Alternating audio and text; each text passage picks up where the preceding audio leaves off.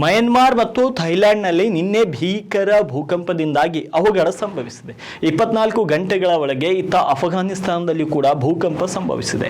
ರಾಷ್ಟ್ರೀಯ ಭೂಕಂಪ ಶಸ್ತ್ರ ಕೇಂದ್ರದ ಪ್ರಕಾರ ಶನಿವಾರ ಅಫಘಾನಿಸ್ತಾನದಲ್ಲಿ 4.7 ತೀವ್ರತೆಯ ಭೂಕಂಪ ಸಂಭವಿಸಿದೆ. ಬೆಳಗ್ಗೆ 5 ಗಂಟೆ 16 ನಿಮಿಷಕ್ಕೆ 180 ಕಿಲೋಮೀಟರ್ ಆಳದಲ್ಲಿ ಭೂಕಂಪ ಸಂಭವಿಸಿದೆ ಅಂತ NCS ವರದಿ ಮಾಡಿದೆ.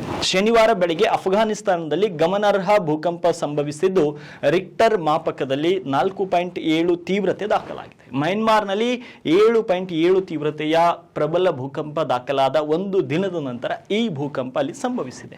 ರಾಷ್ಟ್ರೀಯ ಭೂಕಂಪ ಶಸ್ತ್ರ ಕೇಂದ್ರವು ಸುಮಾರು ಬೆಳಗ್ಗೆ 5 ಗಂಟೆ 16 ನಿಮಿಷಕ್ಕೆ ಕಂಪನ ಸಂಭವಿಸಿದೆ ಅಂತ ವರದಿ ಮಾಡಿದೆ. ಇದರ ಕೇಂದ್ರ ಬಿಂದು 180 ಕಿಲೋಮೀಟರ್ ಆಳದಲ್ಲಿದೆ.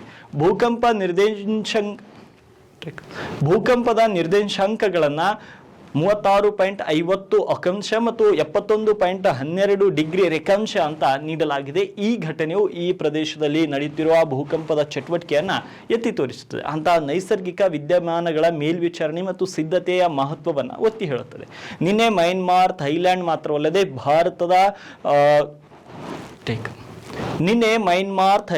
ಮಾತ್ರವಲ್ಲದೆ ಭಾರತದ ಭೂಮಿ ಕೂಡ ಕಂಪಿಸಿತ್ತು. ಭೂಕಂಪದ ಕೇಂದ್ರ ಬಿಂದು ಮಯನ್ಮಾರ್ನ ಸ್ಯಾಂಘೈ ಪ್ರದೇಶ ಅಂತ ಹೇಳಲಾಗ್ತಾ ಇದೆ. ಇದು ಭೂಮಿಯಿಂದ ಸುಮಾರು 10 ಕಿಲೋಮೀಟರ್ ಒಳಗೆ ಇತ್ತು.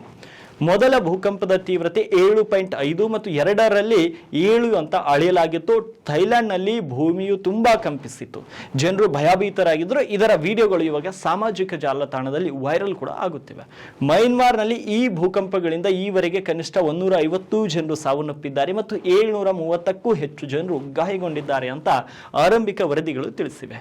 ಟೊಂಗೊ ಪಟ್ಟಣದಲ್ಲಿ ಒಂದು ಮಸೀದಿ ಭಾಗಶಃ ಕುಸಿದು ಕನಿಷ್ಠ 20 ಜನರು ಮೃತಪಟ್ಟಿದ್ದಾರೆ ಮತ್ತು ಮಂಡಲೆಯ ಪೈಗೋ ಟಾಂಗೋನ್ ಪಟ್ಟಣದಲ್ಲಿ ನಿರ್ಮಾಣ ಹಂತದ ಕಟ್ಟಡವೊಂದು ಕುಸಿದು 8 ಜನರು ಸಾವನ್ನಪ್ಪಿದ್ದಾರೆ ಮತ್ತು ಇತರರು ಸಿಲುಕಿಕೊಂಡಿರುವ ಶಂಕೆ ಕೂಡ ಇದೆ. ಮಯನ್ಮಾರ್ನ 6 ಪ್ರದೇಶಗಳು ಮತ್ತು ರಾಜ್ಯಗಳಲ್ಲಿ ಮಿಲಿಟರಿ ಆಡಳಿತ ಸರ್ಕಾರವು ತುರ್ತು ಪರಿಸ್ಥಿತಿಯನ್ನು ಕೂಡ ಘೋಷಿಸಿದೆ. ಹಾಗಾಗಿ ಸಾಕಷ್ಟು ಭೂಕಂಪಗಳಿಗೆ ಮಯನ್ಮಾರ್ ಮತ್ತು ಥೈಲ್ಯಾಂಡ್ ನಡುಗಿ ಹೋಗಿದೆ. ಇವುಗಳ ನಡುವೆ ಇವತ್ತು ಮುಂಜಾನೆ ಅಫಘಾನಿಸ್ತಾನದಲ್ಲಿ ಕೂಡ ಸಣ್ಣ ಮಟ್ಟಿಗೆ ಭೂಕಂಪ ಕಾಣಿಸಿದ್ದು ಹಲವು ಆತಂಕಕಾರಿ ಅಂಶಗಳಿಗೆ ಎಡೆ ಮಾಡಿಕೊಟ್ಟಿದೆ. ಈ ಒಂದು ಅಪ್ಡೇಟ್ನ ಬಗ್ಗೆ ನಿಮ್ಮ ಅಭಿಪ್ರಾಯವೇನು? ಕಮೆಂಟ್ ಬಾಕ್ಸ್ನಲ್ಲಿ ಕಮೆಂಟ್ ಮಾಡಿ ತಿಳಿಸಿ ಮತ್ತು ಈ ರೀತಿಯ ಲೇಟೆಸ್ಟ್ ಅಪ್ಡೇಟ್ಸ್ಗಳಿಗಾಗಿ ಚಾನಲ್ಗೆ ಸಬ್ಸ್ಕ್ರೈಬ್ ಮಾಡ್ಕೊಳ್ಳೋದನ್ನು ಮರಿಬೇಡಿ.